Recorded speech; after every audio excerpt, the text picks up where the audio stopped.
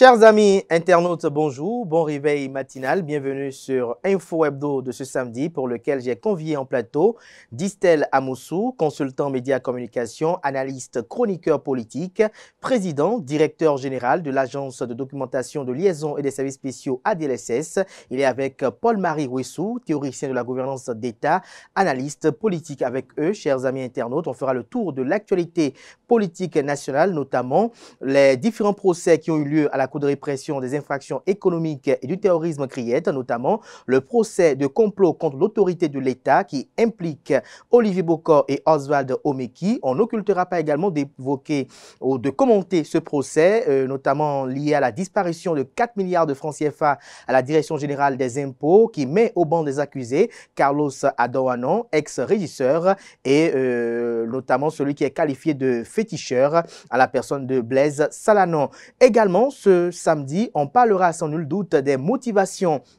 des appels à la candidature de Patrice Talon en 2026. On a noté que sur la scène politique, quelques acteurs, notamment, parle d'une éventuelle possibilité de candidature de Patrice Talon en 2026. On en parlera et si le temps nous le permet, on effectuera quelques commentaires sur les enjeux de 2026, sans occulter également ces médias qui ont été suspendus par la haute autorité de l'audiovisuel et de la communication AC. Avant de retrouver mes invités sus-évoqués pour le décryptage, chers amis internautes, je vous invite à suivre cette capsule vidéo qui vante les mérites de l'École supérieure d'administration, d'économie, de journalisme et d'un métier de l'audiovisuel ESAE qui a ses campus dans les villes de Cotonou, d'Abomey-Calavi et de Parakou.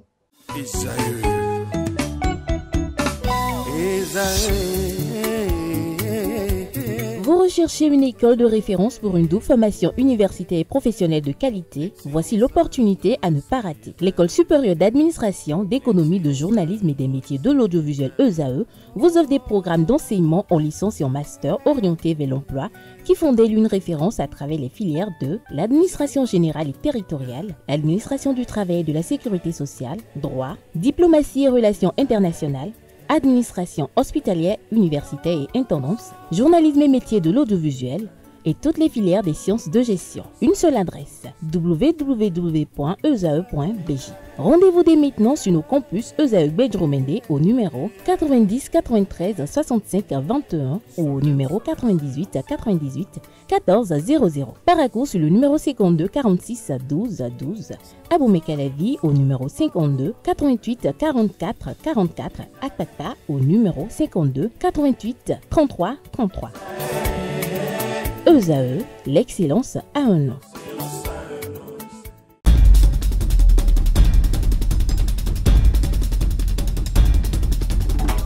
Le décryptage de ce matin, Distel Amoussou, bonjour. Bonjour Kader, bonjour Paul-Marie Rouissou, bonjour amis internautes. Merci d'être là. Bonjour également à Paul-Marie Rouissou. Bonjour Kader, bonjour Distel. Je souhaite qu'on ait un débat assez calme aujourd'hui. Parce que les auditeurs, enfin les internautes le demandent, que le débat soit calme et qu'ils comprennent. Et qu'ils comprennent. Voilà. Et justement, j'essaierai, ou ils veulent aussi comprendre, ces amis internautes-là, ils veulent comprendre les motivations de ceux qui pensent que Patrice Talon peut candidater pour 2026. Est-ce que, sans évoquer des noms, est-ce que vous avez suivi les uns et les autres? Est-ce que vous avez suivi les arguments avancés? Est-ce que pour vous, ils vous paraissent pertinents?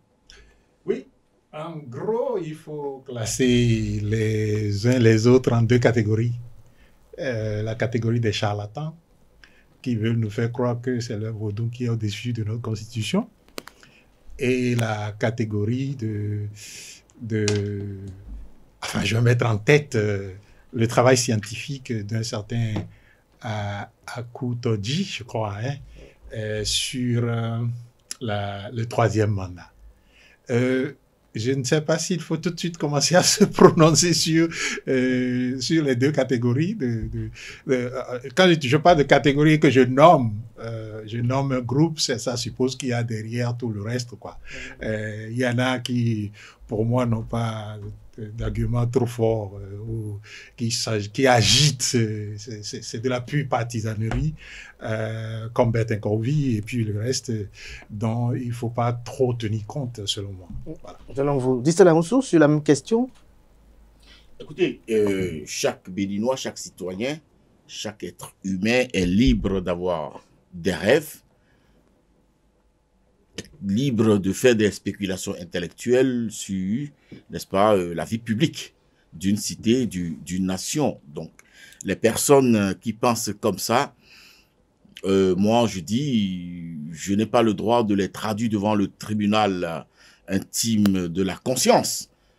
Mais j'ai le devoir d'observer, de faire observer que lorsqu'on a fini de mettre en place, de mettre le socle d'une réforme basée sur la force du système partisan, lorsqu'on a fini de dire qu'on n'est pas, n'est-ce pas, dans la logique d'un troisième mandat et qu'on a d'initiative faire écrit dans la Constitution que nul ne peut briguer un autre mandat après de sa vie, tous les deux mandats de sa vie qu'on connaissait de sa vie. Oui. Lorsqu'on a fini de dire ça, lorsque on travaille à donner le pouvoir, la force aux partis politiques dans notre environnement, dans notre écosystème politique, écoutez, je me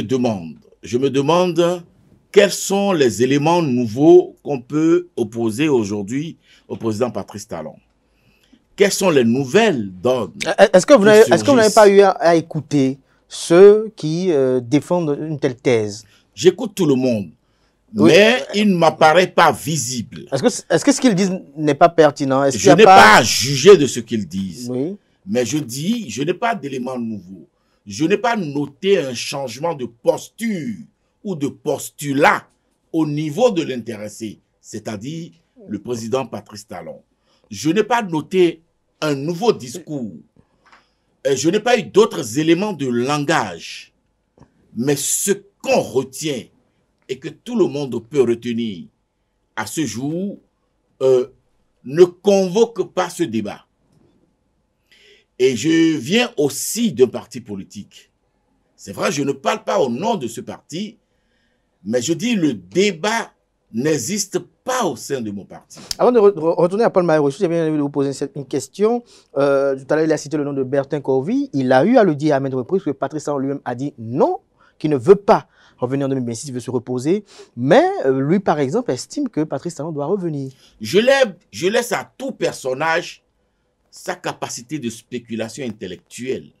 Je n'ai pas de jugement de valeur à porter. Mais moi, je m'en tiens à l'existant. L'existant, c'est que le président Patrice Talon a une posture et un postulat qui, à date, n'a pas changé. Il n'y a pas de variation notable. Il n'y a pas de données nouvelles. Il n'y a pas un nouveau discours. Je le répète, il n'y a pas d'autres éléments de langage. Mais que font ou que devraient faire les partis politiques lorsque de tels arguments sont distillés au sein de l'opinion, selon vous, Paul-Marie Rossou? Oui, les partis politiques devraient prendre leurs responsabilités. Moi, dans une intervention, il y a une semaine, j'ai déjà interpellé Jacques Ayadji par rapport à ce que j'ai appelé charlatan, c'est du charlatanisme qui va prévaloir sur la façon dont nous pensons notre État désormais, si c'est ça qui doit être notre source d'inspiration pour construire un État au XXIe siècle. Mettons de côté ce qui a créé quand même beaucoup des commentaires et de la polémique au niveau de l'interprétation du TOFA. Lorsqu'on s'en tient par exemple à celui dont vous parlez tout à l'heure qui a fait un travail scientifique, lorsque vous l'écoutez, est-ce que vous, en tant qu'universitaire également, est-ce que pour vous la démarche elle est orthodoxe? Mais j'aurais voulu la voir comme ça se fera, comme discussion science. Et vous savez, science, oui, comme discussion science, et qui comprennent, parce qu'il y a des limites à toutes les sciences. Il a fait un travail, oui, bien sûr, il a fait un travail formidable en termes de mise en place des arguments scientifiques. Mais sa conclusion est sujet à débat. Sa conclusion est hautement en marge de tous les arguments scientifiques qu'il a développés. Pourquoi? Comment? Qu'est-ce qui vous amène à dire cela? Si vous voulez, je dis ces arguments. Hein, oui, allez-y. Les arguments, oui, à nos amis internautes peut-être qui n'ont pas suivi, de comprendre. D'ici la Moussou aussi. Premier argument. Oui. Nous avons une constitution, une nouvelle constitution, selon lui. Oui. Okay, nous avons une nouvelle constitution. Et il le démontre si bien à travers la Cour constitutionnelle qui aurait donné aux députés le droit qu'ils n'ont pas à la place du peuple. Donc, la Cour constitutionnelle ayant donné ce droit à transposition de souveraineté. Oui, il a pas eu transposition de souveraineté. C'est-à-dire que, en fait, il revient au peuple béninois et au peuple béninois seul de prendre la décision de réviser ce qui fait de notre constitution la République. Les articles qui font de notre constitution la République. Mais ici, ce sont les députés qui l'ont fait et ils n'ont pas ce pouvoir de le faire. Mais la Cour a dit qu'ils ont le droit de le faire. Vous comprenez? Alors, cette même Cour qui a dit qu'ils ont le droit de le faire, et donc, et qui l'a si bien démontré, hein, comme je le dis, il n'y a aucun reproche à faire à son argument scientifique. C'est sa conclusion, à sa démarche et à son argument. C'est sa conclusion qui est plutôt en marge de sa logique.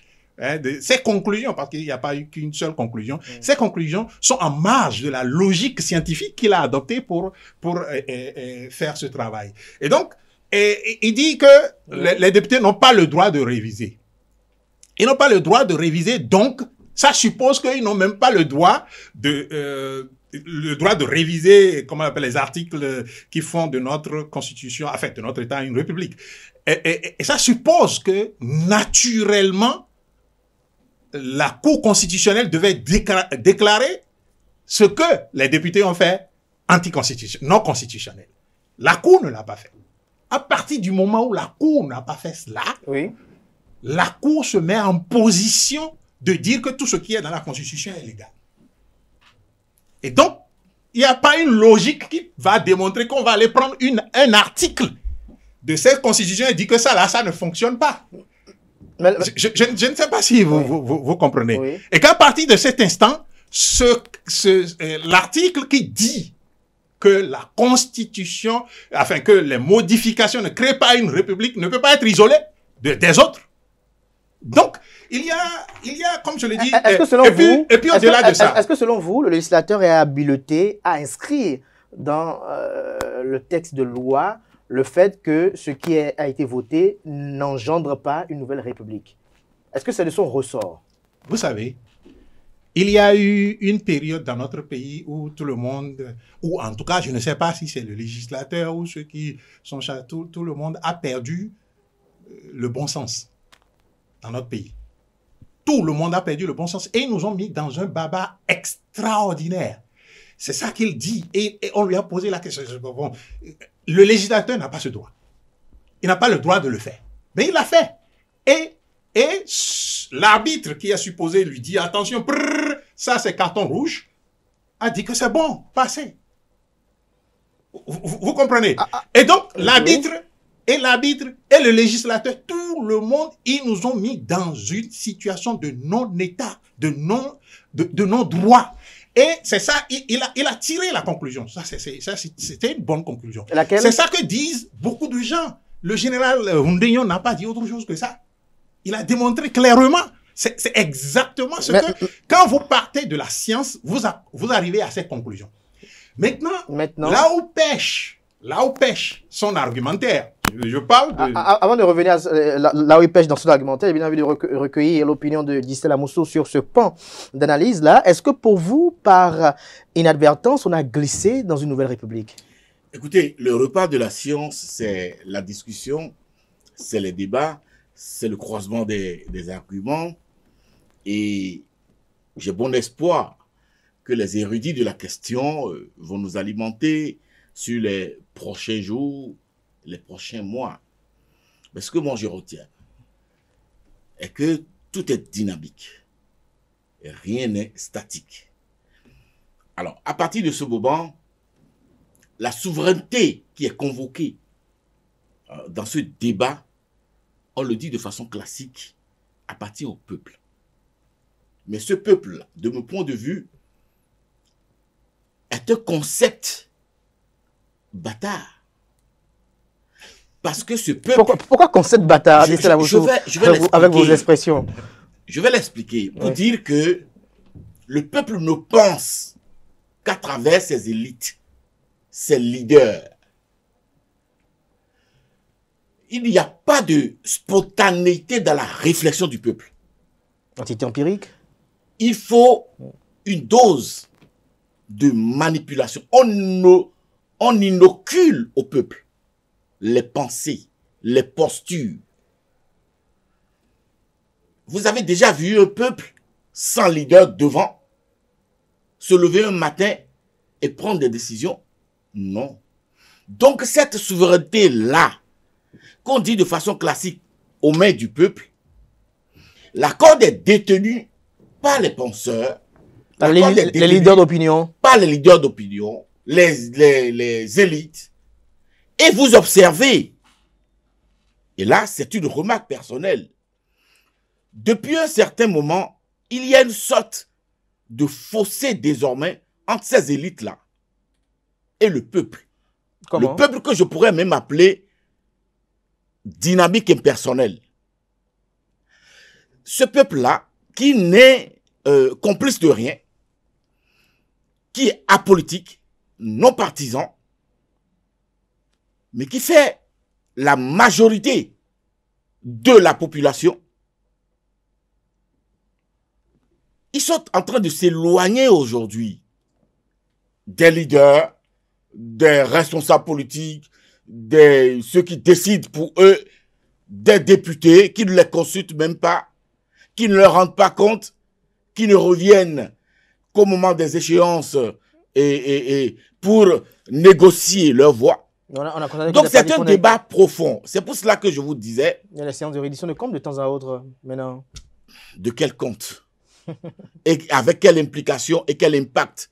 Avec quelle participation de ce peuple-là, de cette dynamique impersonnelle? Donc, vous estimez que les députés ne devaient pas aller devant leurs partisans, mais beaucoup plus devant les populations? Vous faites déjà la différence. Non, moi je vous pose la question. Ceux qui se réunissent, à qui on délivre, n'est-ce pas, des chapelets de réalisation ou d'objectifs, est-ce qu'il faut les appeler peuple? Même si militants, ils appartiennent au peuple. Quel pourcentage représentent-ils? Et quelle est leur pensée? Donc, je crois que c'est un Il y a une débat... arc politique qui... Vous sortez les mots, vous sortez les adjectifs. Je vous pose la question. Mais c'est pour vous dire quoi? Pour dire que même ce débat actuel-là, de troisième mandat ou pas, de supercherie... De second mandat. C'est ce que certains disent. Écoutez, moi... C'est pour ça que je dois poser la question de savoir, est-ce que nous sommes dans une nouvelle république? Finalement, je ne sais plus quelle question vous me posez, parce que vous basculez là. Oui, allez-y. Vous charcutez mes réflexions. Oui, allez-y. Je ne sais pas vraiment à quoi je vais répondre. Oui, vous savez. Mais ce que je sais, oui, la constante chez moi, c'est que le président Patrice Talon n'a pas changé de posture. Ni de postulat. N'a pas changé de postulat. N'a pas changé de discours. Vous l'avez dit. Et je n'ai pas vu, n'est-ce pas, les organes des partis qui le soutiennent introduire le débat, réflexion à l'interne. Je n'ai pas vu ces partis-là porter le débat sur la place publique. À partir de ce moment, je ne saurais être plus royaliste que le roi. Vous ne saurez être plus royaliste que le roi, mais vous n'avez pas dit yes or no question. Est-ce que nous sommes dans une république ou pas? Maintenant, lorsqu'on met de côté Patrice Talon... Moi, je ne décrète pas les républiques. Alors, Distel Amoussou, lorsqu'on met de côté Patrice Talon, oui. Est-ce que vous ne pensez pas que les partis politiques, dans un contexte de cette réforme du système partisan, devaient monter au créneau face à cette déclaration-là? Alors, pour ce qui nous concerne, au niveau de la mouvance présidentielle, notamment au Bloc républicain, j'ai dit, je ne parle pas au nom du Bloc républicain. Nous faisons aujourd'hui focus sur le PAG, l'effectivité de la réalisation des programmes contenus, des réformes contenues, des réalisations contenues dans le programme d'action du gouvernement. Nous ne nous laissons pas distraire par certaines railleries que le président Patrice Talon lui-même appelle, passez-moi le mot. C'est vous qui parlez avec lui. Non, mais il a dit dans son discours. Peut-être que vous prenez le café avec lui. Non, ne me prêtez pas des manteaux que je n'ai pas. Oui. Il a parlé de chamaillerie inutile. J'y suis arrivé. Alors, donc, nous ne nous occupons pas des chamailleries politiques. Nous faisons focus sur les questions de développement.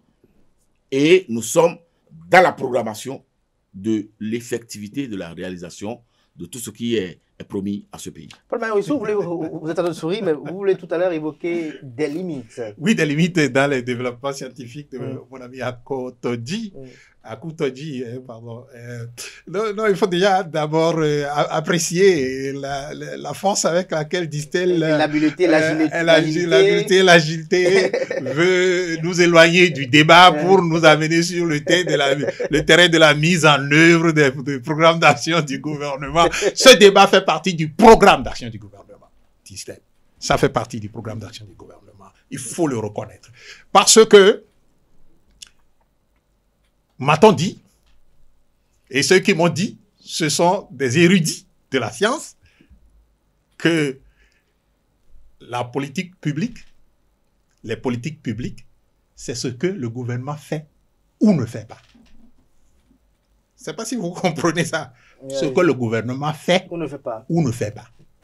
Donc, c'est bel et bien un programme, ça fait bel et bien partie du programme du gouvernement que de nous laisser, en 2026, un chantier politique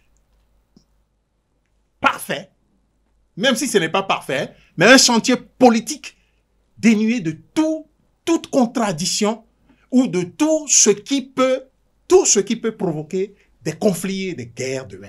Ça fait partie de l'action du gouvernement. Nous y sommes là. Bien sûr. Nous nous y attardons. Bien sûr, c'est de cela qu'il s'agit. C'est pour cela qu'il ne faut pas dire que bon, nous, on se concentre sur ceci, on laisse ceci. On ne peut pas laisser ça.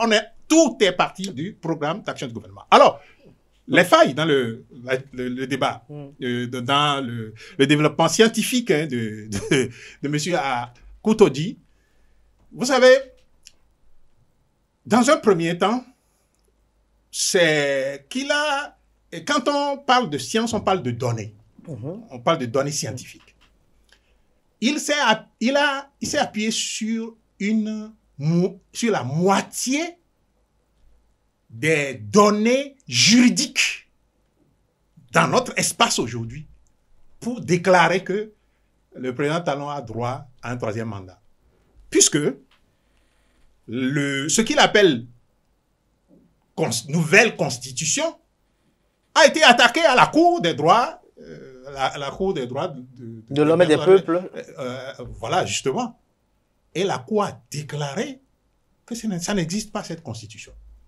Donc, si nous voulons faire de la science, il faut pas faire comme le dirait Distel, il faut faire de la demi-science. Non, attendez. Oui. Ça, c'est des données. Nous parlons de données scientifiques. Oui. La donnée scientifique, juridique aujourd'hui, c'est tout. C'est tout ce qu'il y a comme phénomène juridique déclaré par les cours qu'il faut prendre en compte. Et donc, si on prend cette donnée en compte, ce qu'il appelle deuxième ou bien nouvelle constitution n'existe pas.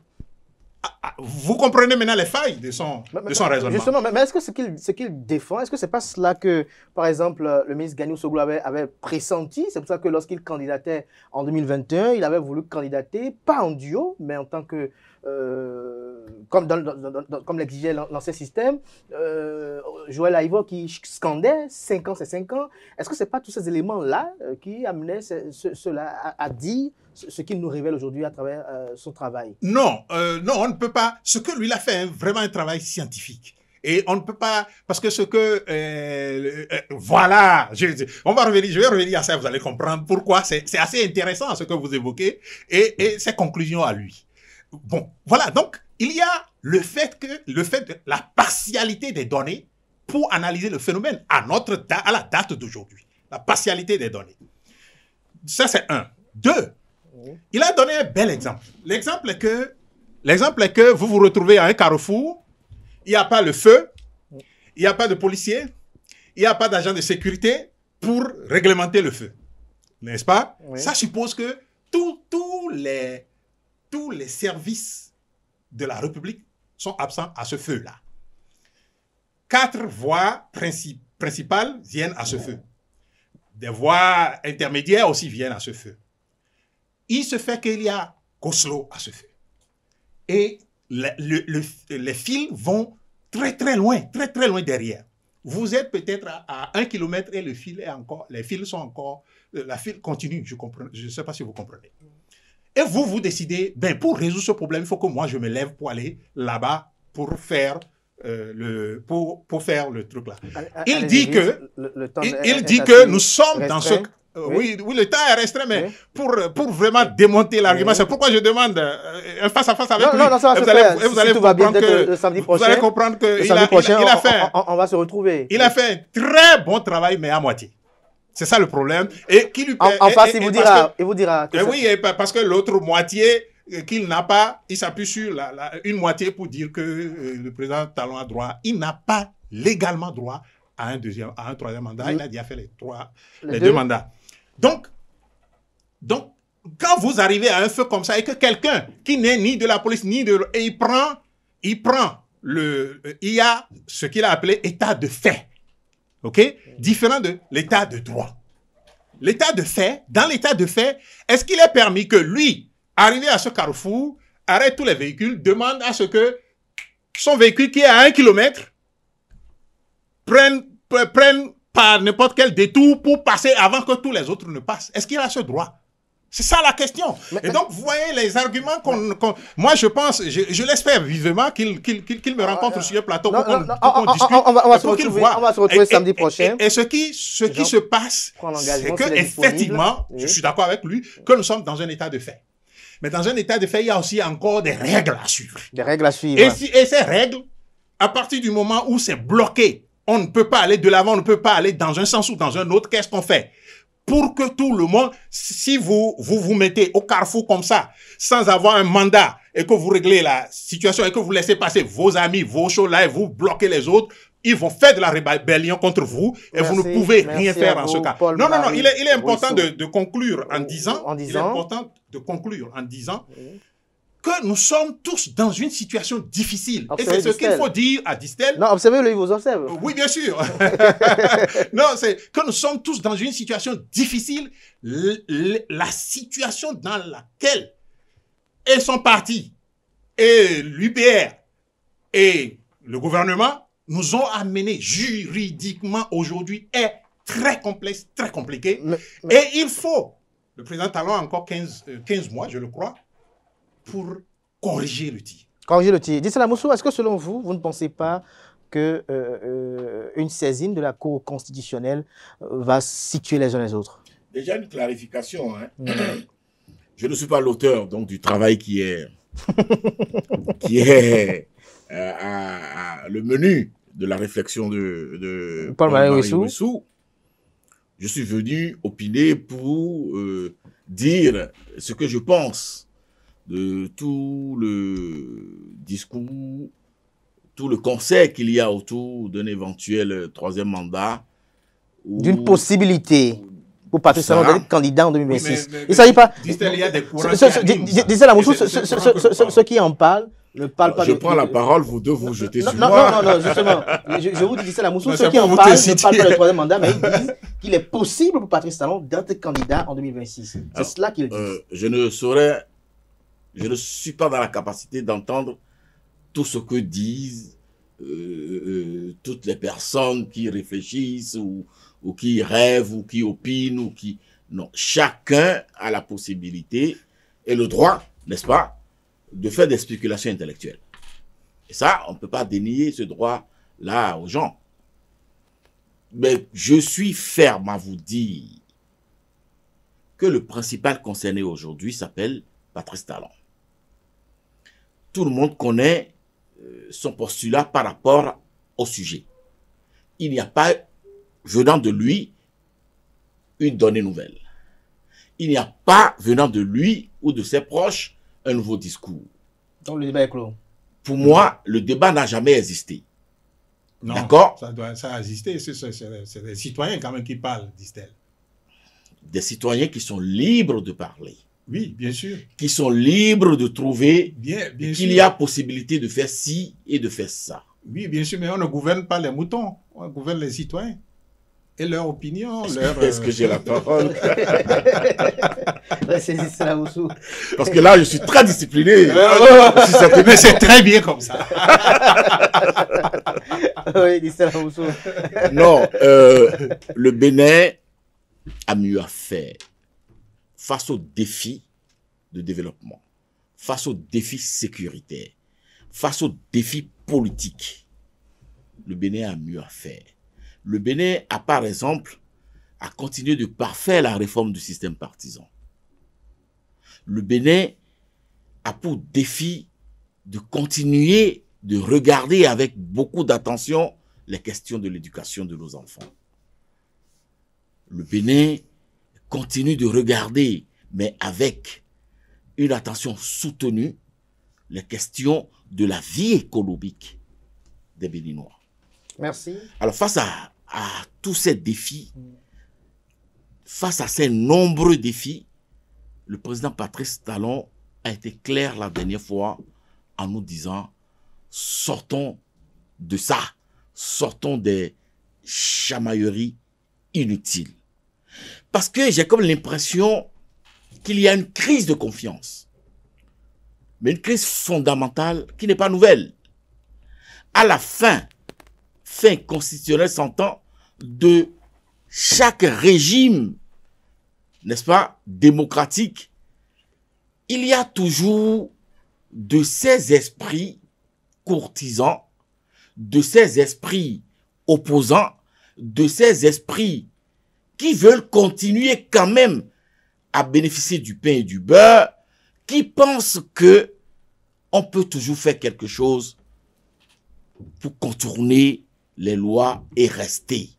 Merci à vous. Mais, je dis, rien n'est statique.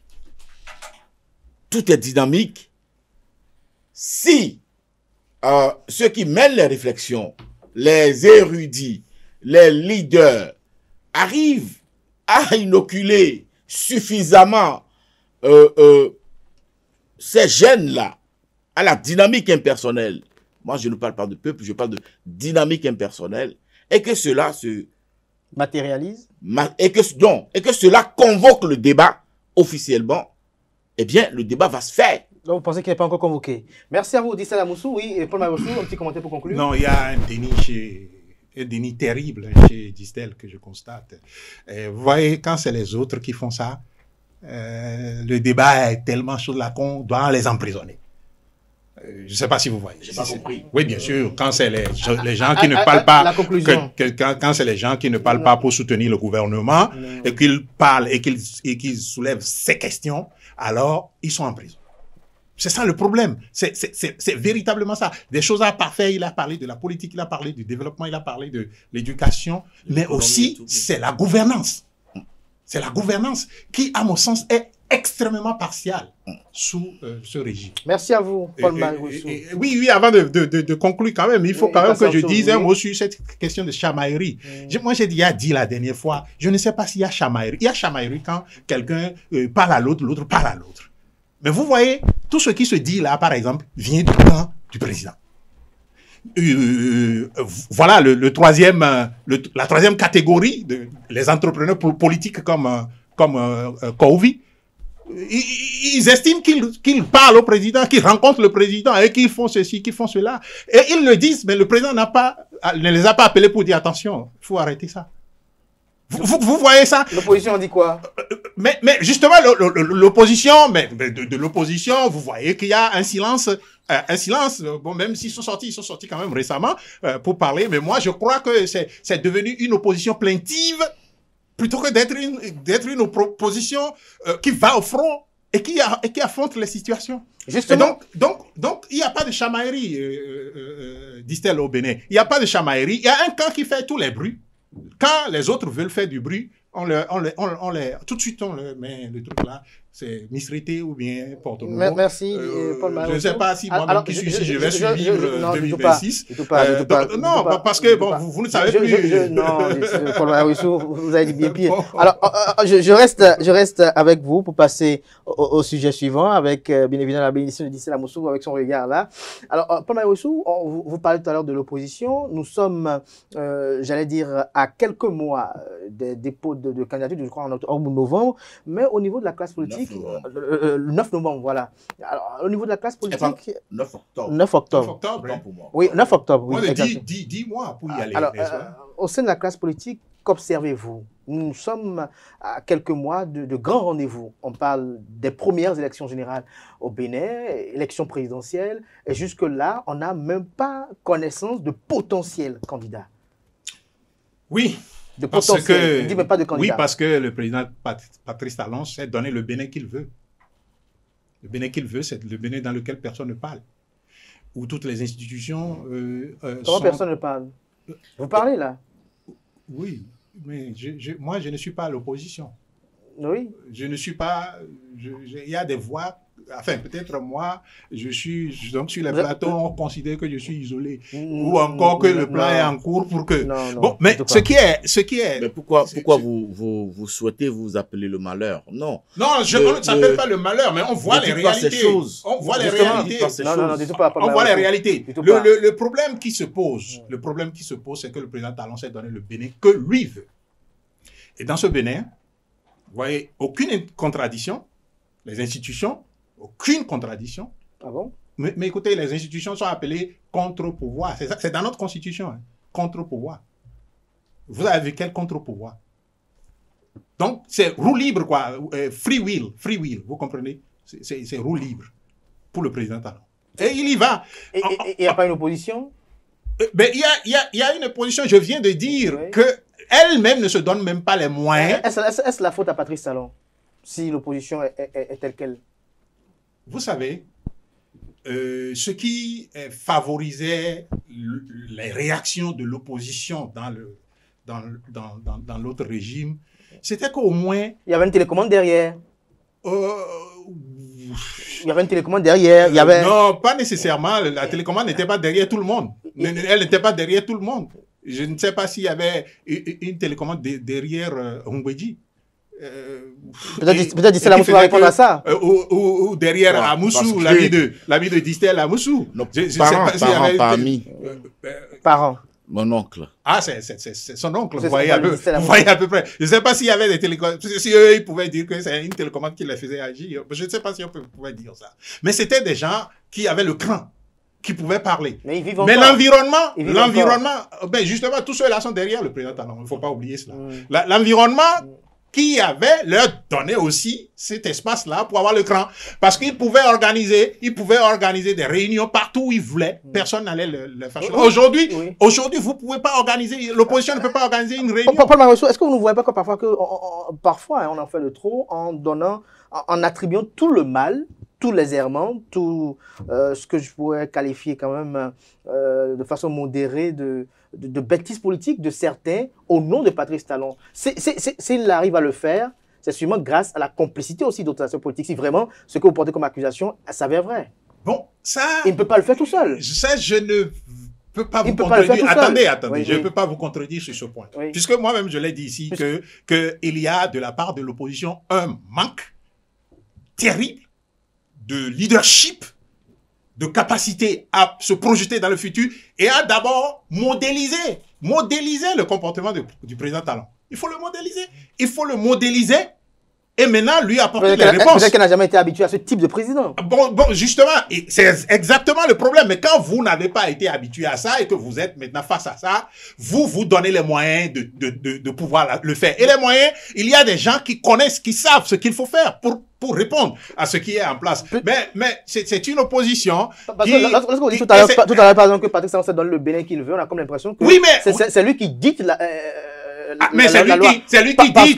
Parce que les autres l'attendent. C'est lui qui dit que les autres ne pouvaient que être dans la réaction. Oui, parce qu'il ne force pas la main aussi. Oui, bon, justement, mais c'est ça. Donc, Moi, je n'ai pas cessé d'accuser l'opposition ici. Hein. J'ai toujours Tout à dit fait. qu'elle est devenue plaintive. Vous voyez, la dernière fois, on a interdit la marche c'était même pas une marche. C'était juste un hommage à rendre aux soldats qui sont tombés au front, qu'on a interdit au sein de la bourse du travail aux travailleurs.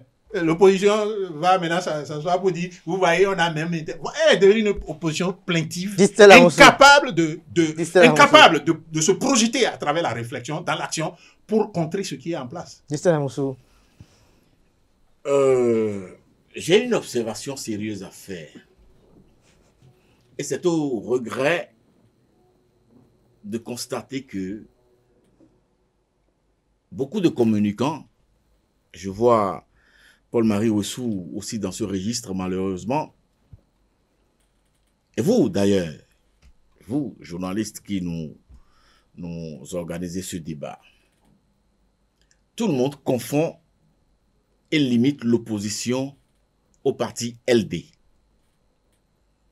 Ça n'est pas juste de dire que Patrice Talon est en roue libre, il sait faire le bénin qu'il veut, et que l'opposition ne parle pas, que l'opposition est absente. Ça n'est pas juste. Il faut rendre à César ce qui appartient à César. Sur chaque sujet pointu, j'ai toujours lu des réflexions non moins pointues de la part d'un certain candidat Zanaï, chef du parti RE, parti légalement reconnu. J'ai toujours suivi les rencontres périodiques avec le président candidat Zanaï et la presse. J'ai toujours lu, écouté et observé les réactions de ce parti-là sur les grands sujets d'actualité dans notre pays. Par ailleurs, j'ai toujours lu, écouté, vu, observé les responsables du parti FCBE, Force Cori... Point Bénin émergent. Voilà, Point Bénin émergent. Ne passez pas à côté. Alors, quand on vient dire de façon péremptoire, catégorique, que l'opposition est bâillonnée, et que quand on parle, on va à Misrati, on va à Porto-Novo, je dis... J'ai de la gêne. J'ai de la gêne. Au nom de quoi vous attribuez l'étiquette, une seule étiquette de parti politique, et vous l'attribuez d'office et de droit au parti LD? Au nom de quoi? Vous allez certainement me dire, oui, ils ont des représentants au Parlement, et que c'est pour ça qu'on ne voit que... Mais dans la réalité, la loi dit que la Constitution dit que l'animation de la vie politique incombe au parti politique. La Constitution ne dit pas que l'animation de la vie politique incombe aux partis politiques qui ont des représentants à l'Assemblée. Au nom de quoi vous minimisez les autres? Au nom de quoi vous créez la ségrégation au sein de l'opinion? Qui minimise? Ben, vous avez écouté, docteur Ba. Vous-même à posé votre question. Non, du tout pas.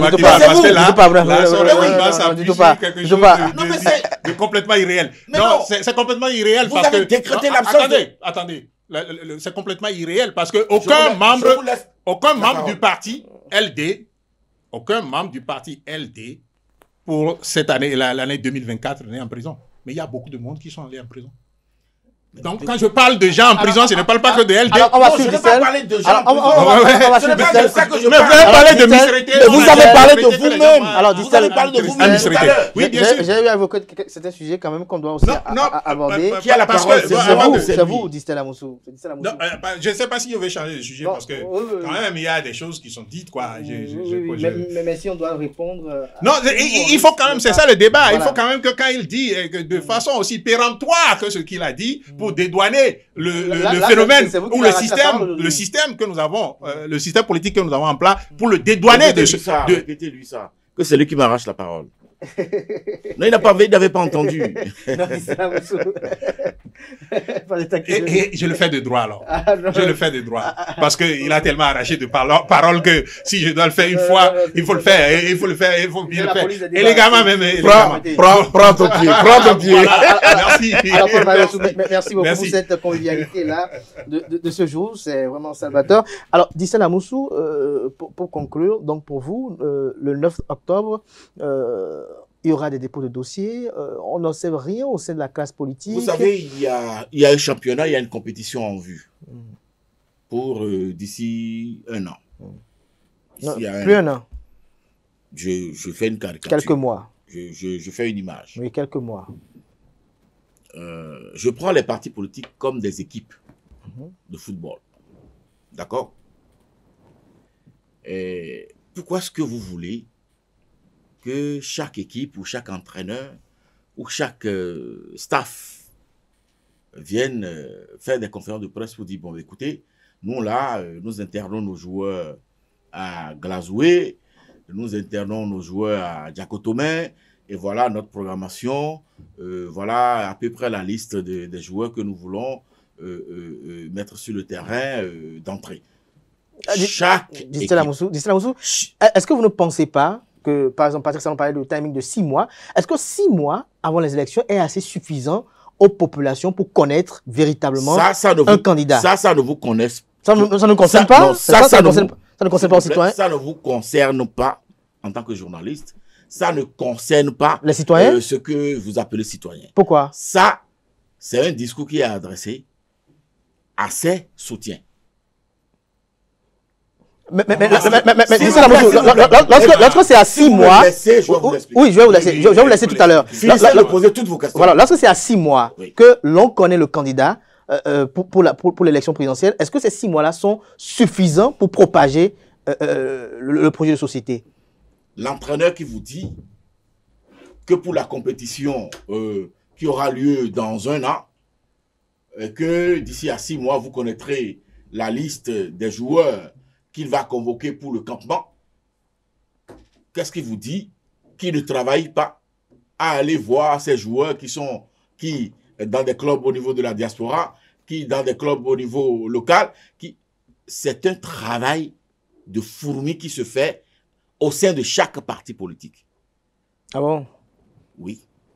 Pourtant, oui. Bon, c'est assez intéressant, hein, les métaphores et autres qu'il utilise aujourd'hui pour décrire ce que le président Talon est maintenant un entraîneur. Ben oui. Ce que je vais vous dire, c'est un leader, c'est un chef d'équipe. Oui, bien sûr, mais si vous avez un Messi dans votre équipe, vous ne pouvez pas tenir ce discours. Ah ouais. Voilà. C'est ça aussi, le leadership technique et le leadership sur le terrain. Il n'y a pas de Messi. Non, c'est ça le problème. C'est le problème, ça. C'est le problème. Vous avez vu la classe politique. Nous n'avons pas qu'un seul Messi. C'est là le problème aussi. Non, mais justement, si vous n'avez pas chez nous, tous ceux qui sont sur le banc, qui pourraient rester sur le banc, sont des Messi. Mais tous ceux potentiels remplaçants. Tous ces Messi n'ont pas la valeur de Messi, parce que s'ils le sont, vous allez les voir. Non. Messi n'est pas indiscipliné. Non. Être Messi ne veut pas dire être indiscipliné. Tous les Messi chez nous savent observer la discipline du groupe et savent écouter l'entraîneur. Je suis désolé. Non, même quand l'entraîneur impose quelque chose je suis désolé. Quand nous parlons de Messi, nous parlons de leadership. Et nous parlons, et je l'ai dit tout à l'heure, vous ne pouvez pas avoir Messi dans votre équipe et tenir ce langage. On en a plusieurs. Parce que vous savez que aucun. Qui vous nommez-moi un. Plusieurs, nommez-moi un. Voilà la fonctionnalité et qui ne nous convient pas à nous. Voyez-vous, c'est ça. C'est ce discours-là. Voilà, donc voilà. Alors, vous avez vu. C'est parce que vous avez toujours été abreuvé. Vous avez toujours été abreuvé par cette pratique. Et l'absence de cette pratique-là, mais c'est ça le génie. Dissel Amoussou. C'est ça le génie de la mouvance. Génie. Parce que par le passé, il y a quoi, 15, 20 ans derrière, à chaque échéance, les ambitions poussent comme des champions. Le pays s'agite, l'administration est bloquée, des réunions s'organisent des complots s'effectuent, on tend des pots de banane, tout le monde se regarde en chien de faïence, Donc, on clanise. c'est pour cela qu'il faut attendre 6 mois. C'est pour ça que nous, là, nous avons changé. La parole suffisamment maintenant, hein, Nous avons changé de stratégie. Et là, nous avons changé de stratégie. Nous avons changé de stratégie. Et c'est ça qui met en déroute. C'est ça qui met en déroute les réflexions. La déroute, la déflexion. Alors, oui, pour conclure. c'est de la bêtise pure. Non, pas bêtise. Pas de génie. J'ai utilisé mes mots. Hein. Oui, oui. Et chaque fois que j'utilise mes mots, je leur donne la substance qu'il faut. C'est de la bêtise pure. Moi, je ne vois pas de génie dans la mouvance et je vois des bêtes. Vous êtes aveugle. Non, pas des bêtes quand même. Non, on ne va pas le dire ici. Écoutez, Donald Trump a entamé sa campagne pour aller aux élections en Amérique juste après le midterm. Donc 2 ans. 2 ans de l'échéance électorale. D'accord? Biden est entré en compétition en 2023. Vous avez vu l'Amérique devenir la dernière puissance au monde? Donc, il n'y a pas ce raisonnement qui consiste à nous dire non, vous ne pouvez pas faire ça, vous ne pouvez pas lui donner 10 minutes, 30 minutes pour nous abreuver des choses qui ne tiennent pas du tout et m'arracher la parole 1 minute après. Non, c'est pas sérieux. C'est pas sérieux. Chaque fois, je vous arrache la parole. Ce n'est pas sérieux. Il m'a arraché la parole, il a pris 10 minutes. Mais vous lui avez arraché la parole aussi tout à l'heure. Mais moi, je n'ai pas pris 10 minutes après lui avoir arraché la parole. Paul Marius. Donc, non, c'est pas sérieux. C'est de la bêtise. C'est de la bêtise pure. Vous l'avez déjà dit. Vous l'avez déjà dit. À l'état pur, oui, les comportements qu'on observe dans la mouvance. Sur lesquels on doit oui, et il faut le dire. Non, il faut le dire. Parce qu'il a répété de génie. Mais c'est de la bêtise pure. Rappelez-vous, nous avons dit, je viens de lui démontrer que aucune activité, si elle est bien organisée, puisque nous parlons de parfaire le système partisan, la réforme du système partisan. Si nous parlons de ça et que nous voulons travailler à ça, nous devons pouvoir faire fonctionner l'administration et être les meilleurs au monde, tout en ayant la politique qui s'anime normalement. Et quand je vous ai dit que le président Talon s'est donné, comment on appelle, un pays en roue libre, vous n'avez pas vu maintenant que quand il a dit 6 mois, personne ne bouge. Qu'est-ce qu'il conteste dans ce cas? Donc vous comprenez maintenant que bon, non, Distel veut défendre des choses, mais l'argument n'est pas solide. L'argument doit s'appuyer sur des choses solides. Je crois que le président s'est donné un pays en roue libre. Paul-Marie Wessou est un mouvancier qui s'ignore. Merci à vous, Paul-Marie Wessou. C'est un mouvancier qui s'ignore. Distel Amoussou. Il sait quand même vous s'échauffer de temps en autre. Mais Paul-Marie Wessou, je reste avec vous pour quand même faire un petit commentaire. C'est vrai que le temps qui nous était parti est arrivé à échéance. Espérons nous commettre de l'autre côté de la régie en train de faire signe. Le pauvre. Cette semaine, au niveau de la Cour de répression des infractions économiques et du terrorisme CRIET, il y a eu 2 procès tant attendus, notamment l'ouverture de l'un lié à l'affaire complot contre l'autorité de l'État et impliquant Oswald Omeki, ancien ministre des Sports, et l'homme d'affaires Olivier Bocor, frère du président ami du président Patrice Talon. Il y a également cette affaire de disparition de 4 milliards au niveau de la Direction générale des impôts qui met au banc des accusés Carlos Adorano et Blaise Salano. Au niveau du premier sujet, qu'est-ce que vous avez noté? Quelles sont vos observations et commentaires? Bon, je ne vais pas dire autre chose. Je prends le premier pour lui donner la main ensuite de dire comment il a un messie à la tête de l'État et tout ça là. Le président Talon s'est donné un pays en roue libre. Le procès de Olivier Bocor et puis Omeki, vous avez vu comment c'est parti à pas de charge. Et on interdit à tous, tout le monde, un procès qui pourrait être public pour nous édifier tous sur comment, dans notre République, à cette date-là, les gens font des complots est devenu quelque chose de secret. Et ça reste entre avocats, chacun accuse l'autre. Et je vous l'avais déjà dit la dernière fois, la roue libre, c'est que toutes les institutions fonctionnent.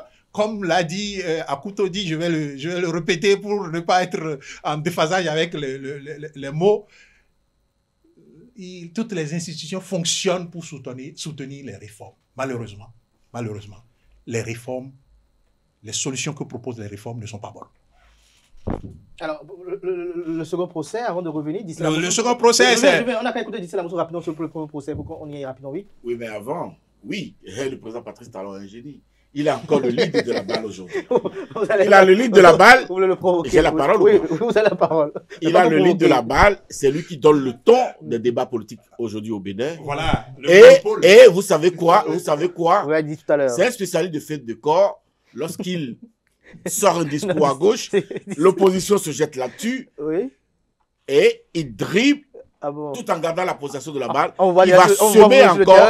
Il va semer encore d'autres discours ailleurs et ça les embrouille. Ils sont embrouillés en fait. Parlant du procès, je vous dirais ceci. Nous sommes dans une république, nous sommes dans un état de droit. J'invite à continuer de faire confiance à la justice de notre pays et que chaque partie à ce procès puisse bénéficier de ses droits, n'est-ce pas? Et que le droit soit dit. À partir de ce moment, je ne peux pas dire plus. Dans un procès où je sais, nous savons tous que l'ultime instruction d'un dossier se fait au cours de l'audience, surtout quand il s'agit d'un procès criminel. À partir de ce moment-là, écoutez, chaque acteur n'a qu'à bien jouer son rôle pour que notre justice s'en sorte grandie. J'ai fini. Merci. Le second procès a quand même beaucoup plus évolué, Paul Maïwessou. On le souhaite que nous récupérions les 4 milliards, n'est-ce pas, qui sont perdus pour pouvoir continuer l'œuvre de développement, n'est-ce pas, comme le dit Distel, mais il faut oublier certains mots que Distel utilise, à savoir l'opposition embrouillée. L'opposition n'est pas embrouillée. Vous êtes le porte-parole désormais de l'opposition? Non, je suis un observateur des deux camps. Je dis ce que je vois dans le camp des autres comme dans le camp de l'autre. Mais quand vous leur donnez l'étiquette d'embrouillé de chauve-souris, cela s'apparente à un destin de chauve-souris. La chauve-souris fait quoi? Il n'est ni animal, ni opposition, ni mouvement. Je ne suis pas destiné à prendre le côté de le centrisme. Moi, je ne suis pas non plus un centriste. Finalement, vous êtes quoi? Je ne suis pas non plus un centriste. Je fais une analyse complètement indépendante. Ah, d'accord. Ah oui, indépendante. J'ai pas à être sous le... Moi, j'ai été à l'école, c'est ça le problème. J'ai été à l'école. Les autres ont été au champ.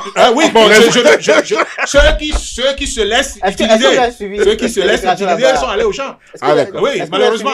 Moi, j'ai été à l'école pour que mon savoir puisse servir autant le peuple que les il faut le comptabiliser le temps qu'il fait. Est-ce que vous avez suivi les déclarations là-bas dans ce procès? Non, mais on vous empêche. Moi, le mardi, on était allé, on était allé avec un ami, on était allé jusqu'à constater que on ne peut pas franchir la barrière policière. Donc, et moi, parfois, il faut se méfier de ce que viennent nous dire les avocats dehors ou celui-ci dehors. Il faut se méfier. L'avocat est là pour défendre son client. Et le procureur est là pour défendre son client aussi. Vous le savez bien. Mais son patron hiérarchique, c'est le ministre, c'est le gouvernement. Alors, donc, il faut faire attention. Donc, moi, je suis pas là pour dire que tel a raison. Le procès doit être public pour nous permettre, nous tous, vous rappelez, le procès de ICC dans ce pays. Service. Ça a été radiodiffusé. Donc, vous souhaitez, ou vous souhaiteriez... Mais pourquoi on fait exception à ceci? C'est ça le problème. J'ai parlé de gouvernance partiale tout à l'heure. C'est ça le problème. Parce que si, tant est que le crime qui est commis, on est convaincu de ça, et qu'on veut vraiment que les choses se passent normalement, qu'on l'aise. Parce que il nous dit de faire confiance à la justice. À quelle justice nous devons faire confiance? À quelle justice? Moi, je ne sais pas si c'est la justice du Bénin. La nôtre. Moi, je ne lui fais pas confiance. Votre opinion? Moi, je ne lui fais pas confiance. Parce que j'ai vu la partialité sur un certain nombre de choses. Distel, allez-y, nous sommes à la fin. Non, j'ai rien à dire. Moi, j'ai fini sur ce sujet. Les 4 milliards disparus à la DGI? Oh, écoutez, il y a eu un jugement qui a été fait avec une décision. Ben, écoutez, les déclarations là-bas, quel enseignement on peut... Je ne les ai pas écoutées, je n'étais pas dans la salle. Mais il y a eu des comptes rendus qui ont été effectués par des médias. Ah non, je ne fais pas mon opinion à partir de ce que je lis. C'est les comptes rendus sur les réseaux sociaux. D'avocats. Je ne fais pas. Donc, écoutez, je n'ai pas les éléments d'appréciation. Il y a des médias qui ont rapporté les propos là-bas. Je ne fais pas confiance. Vous ne faites pas confiance à ça. Merci à vous, Distel Amoussou. Je rappelle que vous êtes consultant média communication, analyste, chroniqueur politique, puisqu'on voulait presque tous les jours. On lit vos réflexions. Merci. Président directeur général de l'Agence de documentation de liaison des services spéciaux ADLSS. Merci également à Paul-Marie Ouessou. J'aurais aimé encore aborder quelques sujets, mais le temps qui nous est imparti est arrivé à échéance. Je rappelle que Paul-Marie Ouessou est théoricien de la gouvernance d'État, analyste. Il faut lui dire qu'il me doit du temps d'antenne pour la prochaine émission. Peut-être qu'il va le solder avec quelques bières en bas. Merci à vous, chers débatteurs. Merci à vous, chers amis internautes. Merci pour la fidélité. Merci pour ce temps que vous consacrez pour suivre cette émission chaque samedi. Soyez-en remerciés, je dirais même soyez-en bénis. On se retrouve samedi prochain pour l'autre numéro d'émission d'Info Hebdo, peut-être avec le docteur Paul-Marie Ouessou et ce juriste-là qui fait parler beaucoup de lui, notamment sur le fruit de son travail scientifique. Je voudrais d'associer peut-être le jeune Adé Lacon. Angelo Adé Lacon, exactement. Exactement. On va y revenir posément pour mieux décortiquer. Peut-être que vous serez aussi de la partie. Merci à vous, chers amis internautes. On se retrouve demain dimanche pour l'invité avec ma collègue Billy Gaël Laibi et pour inviter Bertin Kouvi.